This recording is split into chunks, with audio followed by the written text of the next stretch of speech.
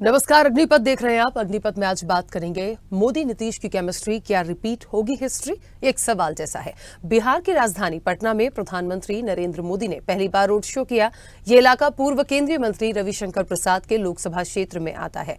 प्रधानमंत्री के road show को देखने के लिए बीजेपी के अलावा जेडीयू के समर्थक भी बड़ी संख्या में पटना की सड़कों पर मौजूद थे। आमतौर पर चुनाव प्रचार में किसी दल के सबसे बड़े नेता के हाथ में किसी अन्य दल का चुनाव चिन्ह देखने को नहीं मिलता।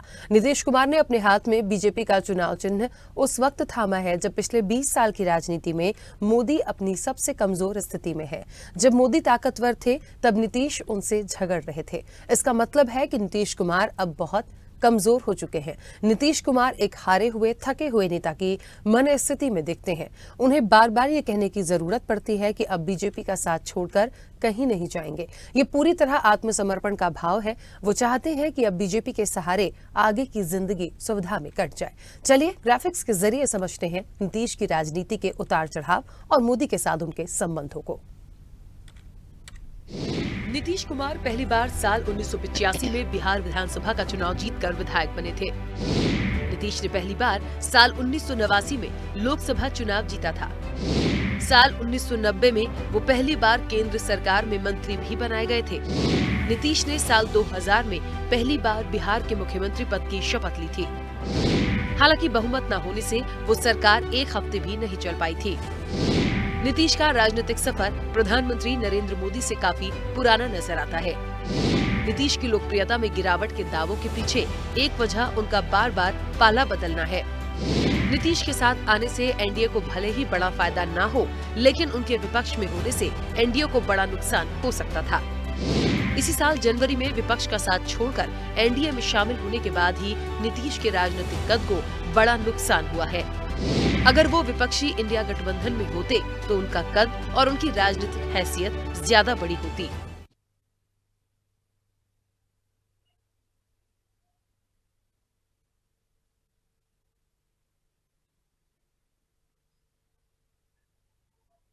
अब सवाल है कि ऐसी स्थिति में भी बीजेपी को नीतीश कुमार की जरूरत क्यों पड़ती है।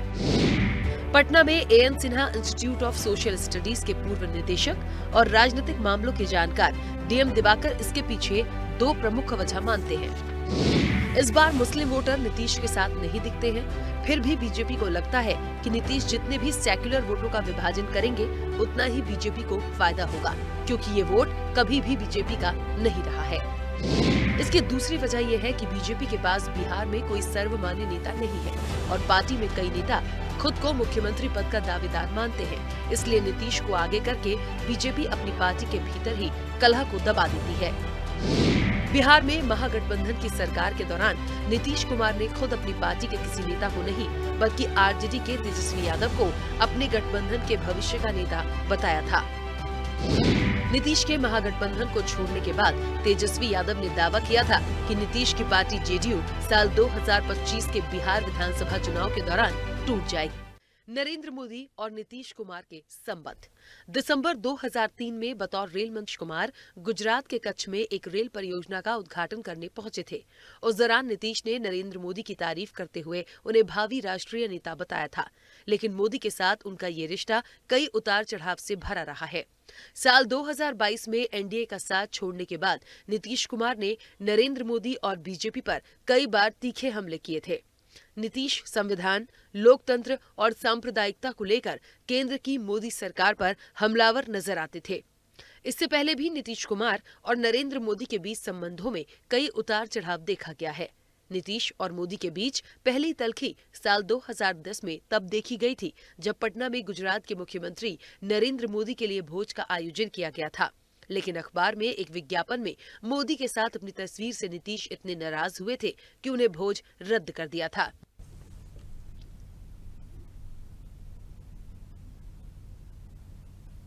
और चलिए आपको सुनाते हैं कि नीतीश ने आखिर क्या कुछ कहा था और उस वक्त तेजस्वी की क्या कुछ प्रतिक्रिया आई है। मर जाना कबूल है, उनके साथ जाना हमको कभी कबूल नहीं है, ये अच्छी तरह जान लीजिए। किया जा रहा है, ये बहुत खुशी की बात है और हम लोगों के यहाँ भी बहुत सारा काम जो चल रहा है वो काम ये तेजी से कराएंगे। और आज तो मैं अभिनंदन करता हूँ कि आप आप फिर पधारे हैं यहाँ, तो आज हम लोगों को बड़ी खुशी की बात है। आप पहले आए थे, इधर हम गायब हो गए थे, तभी हम फिर आपके साथ हैं। हम आपको आश्वस्त करते हैं कि अब इधर उधर होने वाले नहीं है, हम रहेंगे आप ही के साथ। कल हमको तो कई लोगों ने खबर किया, फोन किया।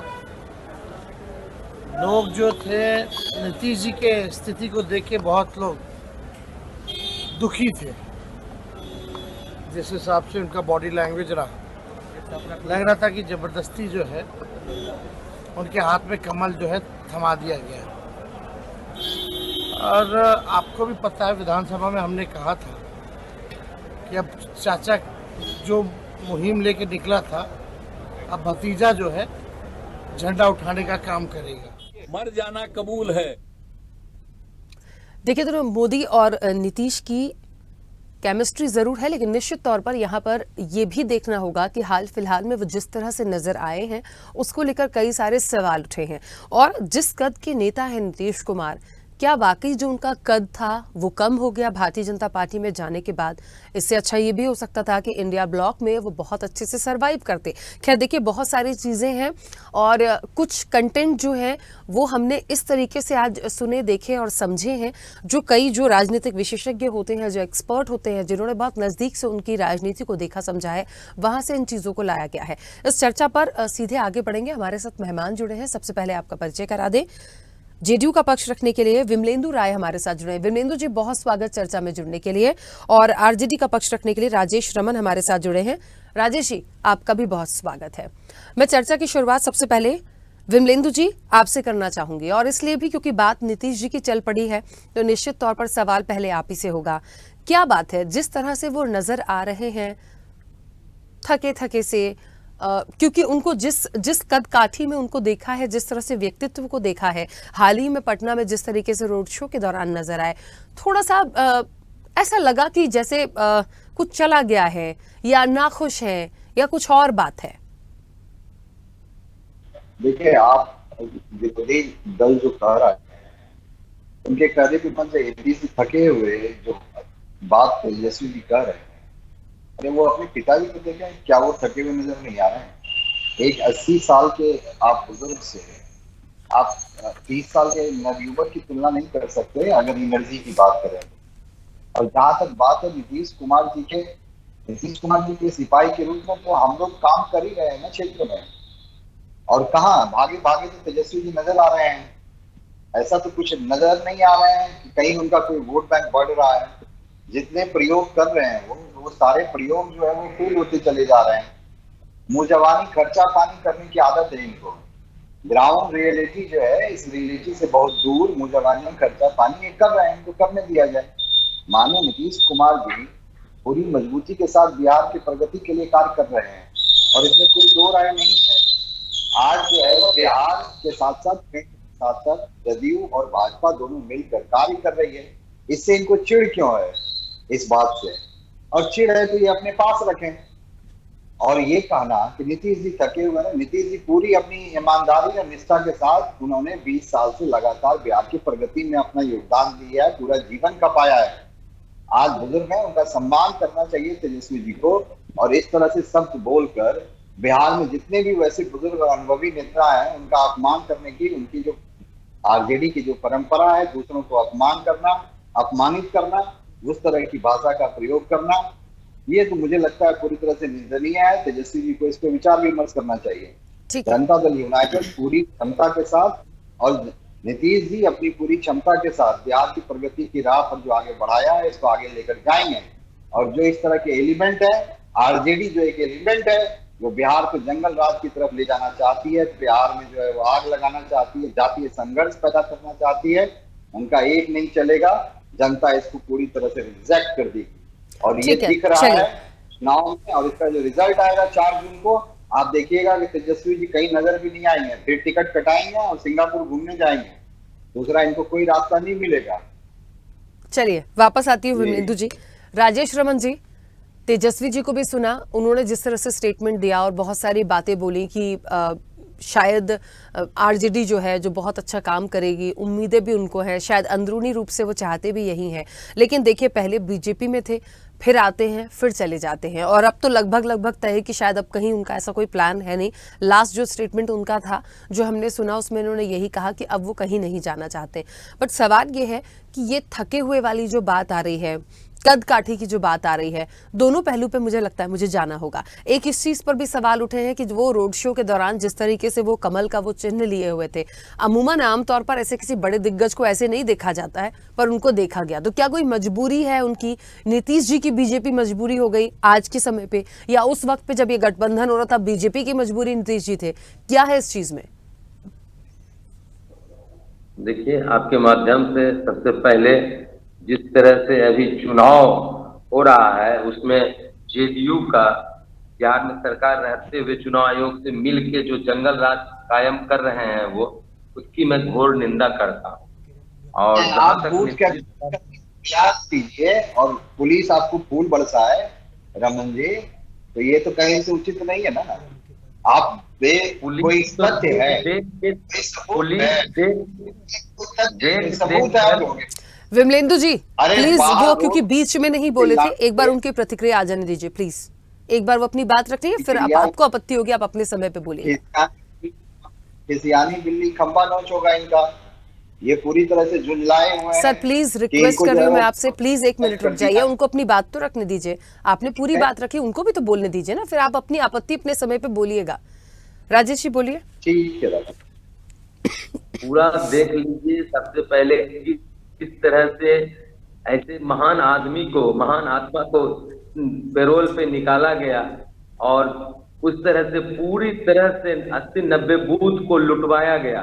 मोकामा, बढ़िया, आपका लखीसराय, मुंगेर में चिन्हित करके जहां पर राजद के वोट ज्यादा थे वहां जान जान के लोगों को पीटा गया, माथा फाड़ दिया गया।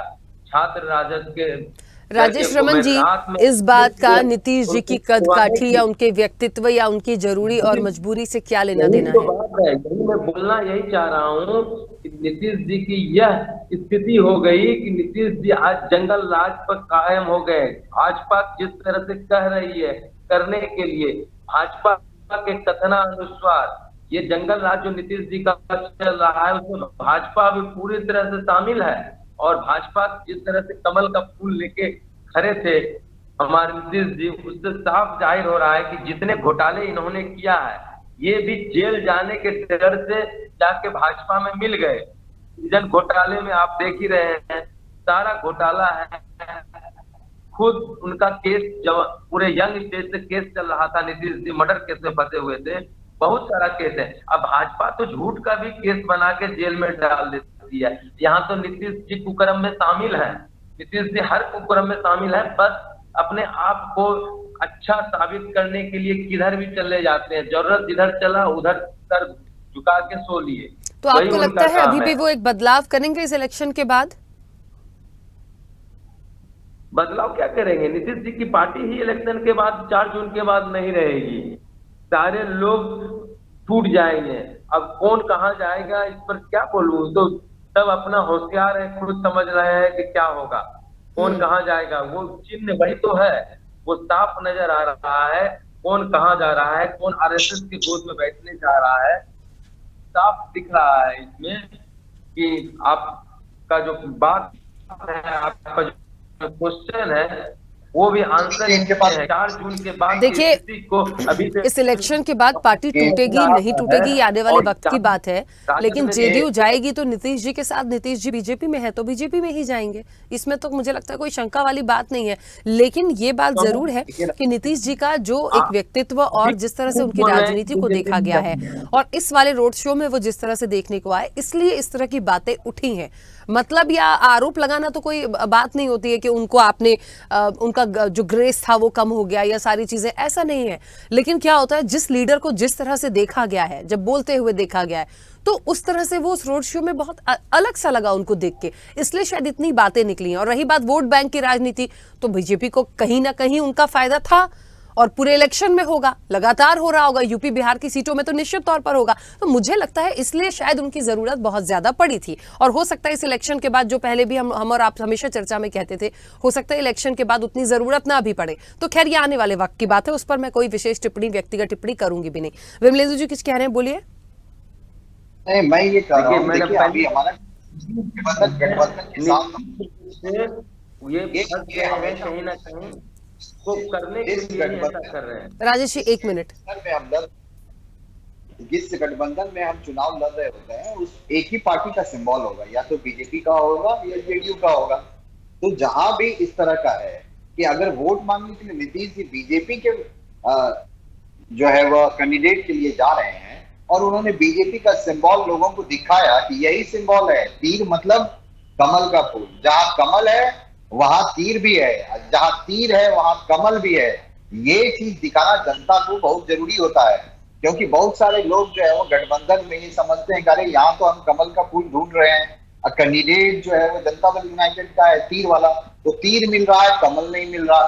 तो ये जो भ्रम की स्थिति वोटरों में ना हो, इसलिए ऐसा ये प्रयोग अब देखिएगा धीरे धीरे जो है शुरू होता है। बहुत सारे भाजपा के नेता जो है वो देखा गया है, स्थानीय स्तरों पर भी हम लोग देखते हैं कि बहुत सारे भाजपा के नेता जनता दल यूनाइटेड का भी सिंबल और जनता दल यूनाइटेड का भी टोपी पहन के चलते हैं, क्योंकि और वो वोट मांगते हैं जनता दल यूनाइटेड के लिए, लेकिन वो होते हैं बीजेपी में। तो ये हमारे गठबंधन में जो है वह ये नया डेवलपमेंट है, ये स्वागत योग्य है, इससे कोई दिक्कत नहीं है। जो नीतीश जी को जानते हैं वो पूरी तरह से जानते हैं कि नीतीश जी पूरी निष्ठा के साथ, ईमानदारी के साथ बिहार के विकास के लिए कार्य कर रहे हैं, और हम गठबंधन में हैं, इसलिए ज्यादा से ज्यादा चाहेंगे कि जनता दल यूनाइटेड के जितने भी समर्थक हैं, जितने भी वोटर हैं, ये पूरी तरह से जानें कि पटना की सीट में रविशंकर प्रसाद जी कमल के फूल के निशान के साथ खड़े हुए हैं। अगर आप कमल को वोट दीजिएगा, जनता दल यूनाइटेड को वोट दीजिएगा, और जहां जनता दल यूनाइटेड के साथ ही करे वहां पर भी जो है वह कमल के लोग आते हैं, भाजपा के लोग आते हैं, तो वो निश्चित रूप से ये प्रचार करते हैं कि इस बार अगर मोदी जी को प्रधानमंत्री आप देखना चाह रहे हैं तो आप जनता दल यूनाइटेड के तीन छाप पर जो है वो अपना बटन दबाकर उन्हें जिताएं। तो ये कोई जो है वो अतिशयोक्ति नहीं है, ये कोई जो है वो आप कहेंगे कोई अलग थलग नहीं है, ये चुनावी रणनीति का एक पार्ट है, ये एक हिस्सा है। और माननीय मुख्यमंत्री जी ने अगर कमल का फूल अपने हाथों में लिया तो वो तो हमारे गठबंधन के साथ ही है, और गठबंधन के साथी के लिए अगर हम अपनी जो है वह ईगो वाली तो कोई पार्टी नहीं है जनता दल यूनाइटेड। ईगो वाली पार्टी तो राष्ट्रीय जनता दल है, जहां ईगो देखा जाता है, जहां एक नेता को जो है वो धक्का मार के मन से बाहर फेंक दिया जाता है इनके ही नेता के द्वारा। इतनी असभ्य पार्टी, मैंने तो कहा बार बार मैं कहता हूं कि राष्ट्रीय जनता दल जो है वो एक पार्टी जो है इसकी कोई विचारधारा नहीं है, जंगल राज की पार्टी है, और इसी जंगल राज की पार्टी के साथ जो है वह बिहार में इनका जो कुनबा है ये जी रहा है। दूसरा और कोई तरीका इनको जो है वह समझ में नहीं आता। माननीय नीतीश कुमार जी का हम लोग सभी साथ हैं इसके, और जनता भी जो है वह हृदय से साथ है। ये कोई जो है वह आप इसे कहेंगे कि ये कोई अलग चीज है, ऐसा कुछ नहीं है। अजय बॉडी लैंग्वेज कितना अच्छा, तो नीतीश आप लोग को, हम लोग को नीतीश जी जो है वो पूरी तरह से जो है वो एनर्जी के साथ दिखते हैं जब भी आते हैं सभा में। हाँ ये ठीक है कि उम्र निश्चित रूप से उम्र उनकी 70-75 के करीब, 75 के करीब उम्र उनकी पहुंचने वाली है, तो निश्चित रूप से उम्र का प्रभाव पड़ेगा। कोई हर दिन जो है वो हमेशा जवान नहीं दिखेगा।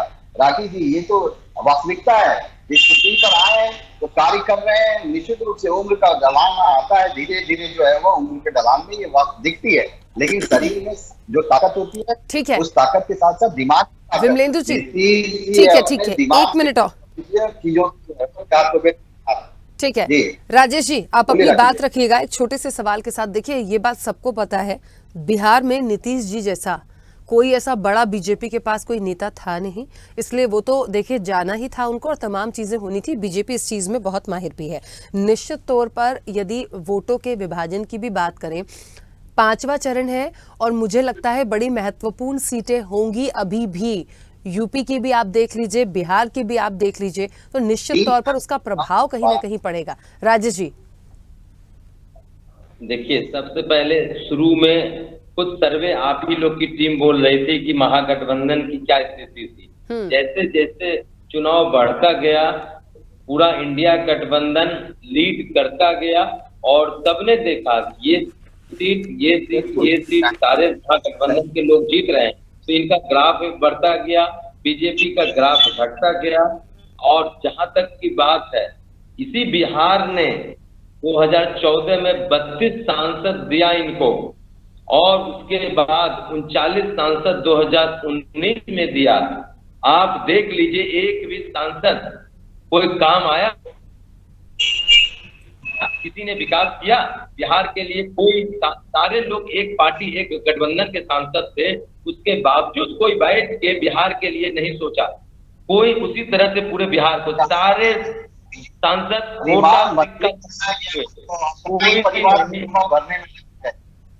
आप पूछिए ना अपने नेता से कितने बोलने दीजिए, मैं बाद में बोल दूंगा, ऐसी बात नहीं है। उन्हीं को बोलने दीजिए, पहले उनके लिए ही ये कार्यक्रम रखा गया है। विमलेंदु जी, सर अच्छा नहीं लगता, प्लीज प्लीज अच्छा नहीं लगता बार बार इंटरप्ट करना। कई बार हम और आप चर्चा में बैठे हैं, मैं बार बार आपको इंटरप्ट करूं, कोई बात बोलूं, अच्छा नहीं लगता। वो भी सम्मानीय है, वो बोलना चाह रहे हैं, बोलने दीजिए ना प्लीज। आरोप आप 40 सांसद दिया कि नहीं दिया बिहार? कौन नहीं जानता? क्या मैं गलत बोल रहा हूँ? आखिर बिहार में क्या तब्दीली हो गई? ये लोग 17 साल से बिहार को लूट रहे हैं। 17 साल से सारा खजाना को इन लोगों ने लूट के खाली कर दिया। बिहार की कुछ काम नहीं हुआ।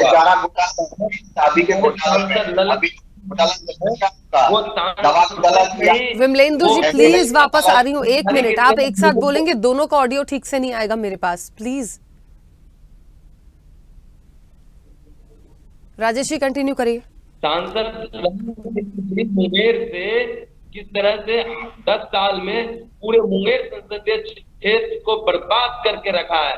ये इस तरह से सांसद को जीत के क्यों जनता जिताएगी?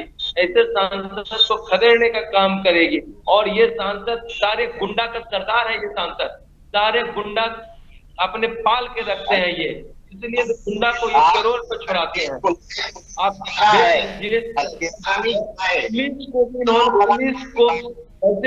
पुलिस को भी का काम।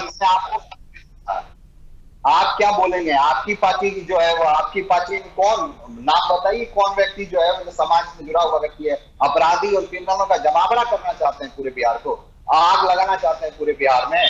यही आपकी पार्टी की जो है वो नीति और सिद्धांत है। अरे माननीय सांसद ने मुंगेर के लिए जो किया है, मुंगेर की जनता जानती है।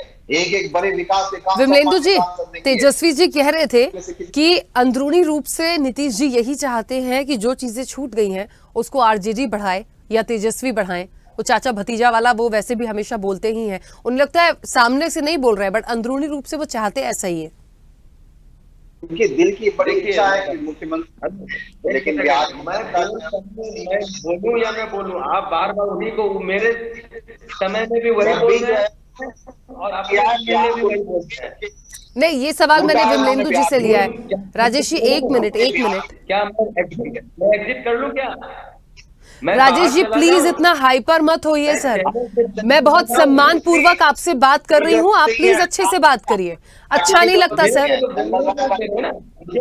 दिया जा रहा है, मैं कैसे बोलूं?